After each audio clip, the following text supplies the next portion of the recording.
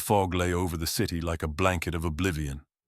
The streetlights barely pierced the thick layer of moisture, leaving pale halos on the cracked, wet asphalt. In my office, the only light came from the ember of a cigarette slowly dying in the ashtray, sending a thin wisp of smoke lazily toward the ceiling. There were 10 minutes left until the end of the workday, but that was more of a formal concept than a real boundary. Days bled into each other, as empty as the ashtray in front of me. There was no work, and the bills were piling up. I wondered how many more months I could scrape by before I had to pack up this miserable office and return to the job I had run from. I reached for the folder on my desk. The last case I had taken was still open, without any progress. A wealthy widow had told me a story that, at any other point in my life, I would have dismissed with a smirk. At night, shadowy figures appeared on her estate, singing songs in an unknown language, leading household members away without a trace. I had used every piece of equipment I owned: cameras, sensors, even methods I once dismissed as pure fantasy. Nothing. Either nothing happened when I was there, or it was all beyond my understanding. Perhaps, once upon a time, I would have brushed it all off. But experience had taught me never to dismiss anything. I had once been part of special operations, dealing with cases that required explanations beyond the usual boundaries of logic. Superstition was the first obstacle I had to dismantle, but with every new case, it became clearer that some doors should never be opened. A shadow beneath the door pulled me from my thoughts, the sound of paper sliding across the floor. I approached and picked up the note. It was blank. No signature, no ink. I glanced into the hallway. Empty. No footsteps echoed down the staircase. But I knew I was not alone. I sat at my desk and pulled a small box from the drawer. Inside was a fine powder of unknown origin, which I had taken from one of my missions, an excavation at Gilgamesh's tomb in Iraq.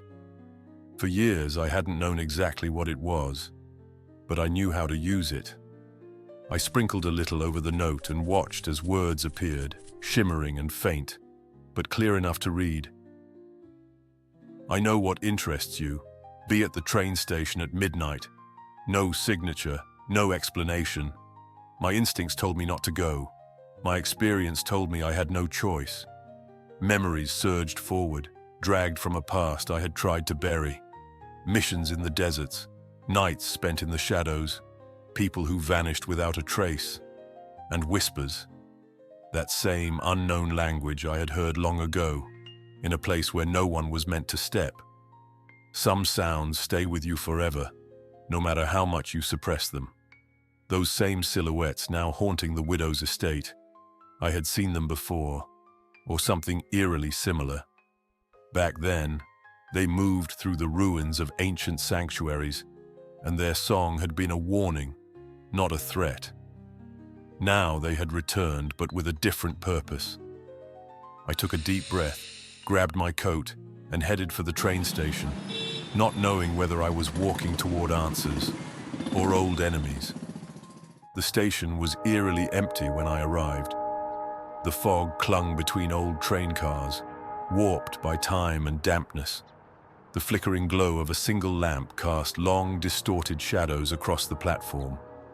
My heart pounded slowly but firmly as I scanned the darkness ahead. Then I saw him. A tall figure stood at the far end of the platform, cloaked in shadow, his hat pulled low over his face. I couldn't see his eyes, but I knew he was watching me. He didn't move. He didn't speak. I stepped closer. "Are you the one who sent me the message?" Silence. The wind whistled thinly through the empty tracks. Then, slowly, the man raised his hand and showed me something, an object glinting faintly under the dim light. When I realized what he was holding, my blood ran cold. It was an old medallion, an identification, the one I had left behind long ago, in a place where no one was meant to be. I held my breath as the stranger finally spoke. His voice was quiet but unmistakably clear. Welcome back.